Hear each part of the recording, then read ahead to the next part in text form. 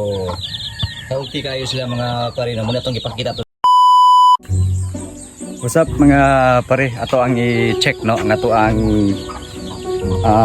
wala ni siya kaadlaw, 8 days nga kuan na to ato ang pisok nga napulo ka buok pisok mga pare. So kaluyan ning taon nga wala gid sila makakuha so healthy kayo sila mga pare. Yan. Ayan. So, healthy kayo sila mga pare na muna itong ipakita to ng kalabay nga adlaw. Karon ikabalo ka adlaw na Manila karon.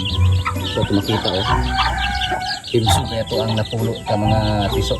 So ang lahi ani mga pare nag-cross na siya sa kining ang amahan ani is naara sa mga hap nga basilan nya kini ato ang Native niya to ang mga pare. Yan. So, yan, so kaluyan no kay ulan-ulan man nya kaluyan gani karon nga wala gid sila makuha iba. Ika walok adlaw nila karon unya naragapon sila pulo ragapon. So check po nato mga pare no ang ato ang mga dagko na nga piso diri kay ato ni alaga maayo kay makatabang-tabang puno sa to ang kapait. So natay uy yan. Atay tulo ka buok mga pare, medyo dagdag ko na kayo, busog kayo.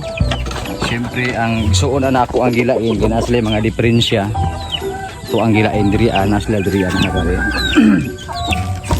Yan kaya ito kuan nasa diya sulod ang tulo. So muna ni akong breeder oh. Yan ako kayo siya pare. Siguro kung timbangon siya siguro siya sa mga uy kada ko kung medyo payat lang siya no kay malimitahan na to siya og kaon kay dagan nakita. Siguro kung timbangon siya siguro siya sa mga 3.5 kilos ang gidako na nito ang breeder. Okay, so ang ato ang karaang breeder pare ako anang gikulong kay grabe kay isog sukol na magtao sukol nag-amo na raw. Bro. Yan. So muna siya to ang karaan nga breeder. So medyo guwang-guwang na po ni siya. Ananan siya sa mga hapit na ni siya mga unom katuig ni siya kapin. Kanya to ang breeder.